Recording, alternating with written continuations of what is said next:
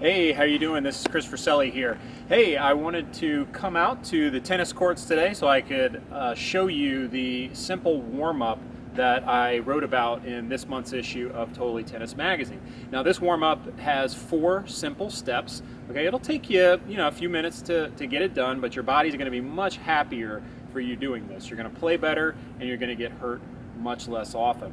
So, one of the things that happens to a lot of us when we go to play tennis is that we drive our car over to the tennis court and then we get out and get on the court. Now what happens when that happens is that our body gets very cold. It gets very stiff, our joints aren't very lubricated, our muscles don't have a lot of blood flow. So that's the first thing that we need to do is we need to increase our blood flow, our core temperature, and we need to start getting our joints lubricated. Now the way we're going to start doing that is in our lower body. So what I recommend is either on the court or around the court that you start with a slow walk, okay, for about 2 minutes to just get your lower extremity moving, to get the blood flowing, to get the muscles warmer, and to get the joints more lubricated. All right, once you've done that, then you can progress to a slightly faster walk or maybe even a slow jog for another couple of minutes. Now this is going to depend a lot on your conditioning level. If you're used to running, then you can just progress right up to a jog.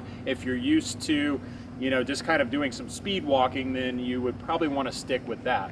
Okay, now once you've done the 2 minutes of that, then you want to start doing a couple minutes of some lateral motion. Okay, now I would recommend doing some lateral motion as well as some front to back motion. Okay, this will start to get your ankles, your knees, your hips prepared for the motions that you're going to have on the tennis court. And again, you don't want to rush this. You want to take a couple of minutes and make sure that you're thoroughly warming up that lower extremity. Now, one of the other things that you want to be paying attention for is your body temperature. You want to do this until you feel like you're going to break a sweat.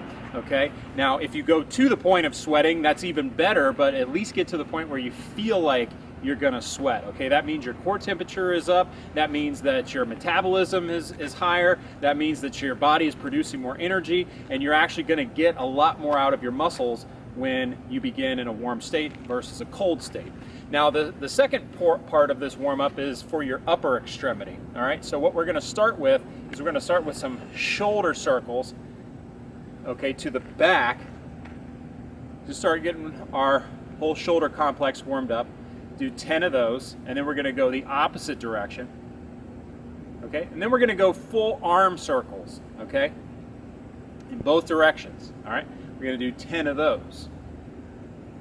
Okay, then we're going to start going through some of the actual tennis motions, okay, going across the body, going the opposite way, okay, getting the shoulder used to that motion prior to actually playing, and also prior to hitting balls. A lot of people say, oh, I warm up because I hit balls. Well, that's skipping a couple steps. You want to get your arm used to just moving the weight of itself first. Okay, that stimulates the synovial fluid in the joint and helps it get prepared for the next step, which would be actually hitting balls. Okay, before we hit balls though, what we're going to do is we're going to actually do a little bit of a core warm up.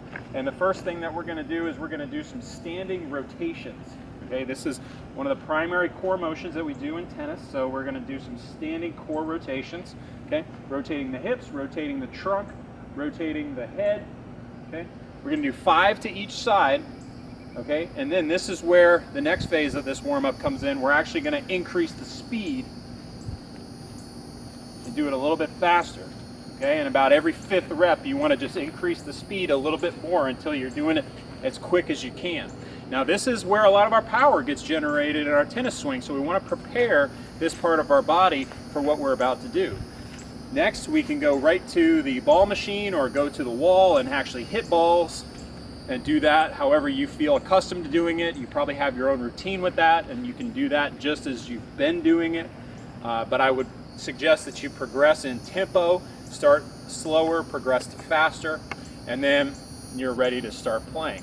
So I can guarantee you if you implement this warm-up, you're going to get hurt less, and you're probably going to play a little bit better too, because your body's going to be more thoroughly prepared for the activity. Your joints are going to move easier, you're going to be a lot less stiff, and your body's going to be way happier for it. All right, so have fun implementing that, and keep keep checking this website for more videos, more articles. I'm posting stuff on here all the time, and if you haven't gotten a copy of my book, go ahead and enter your name and email into the box that is on your right and grab that. All right, so have fun. God bless.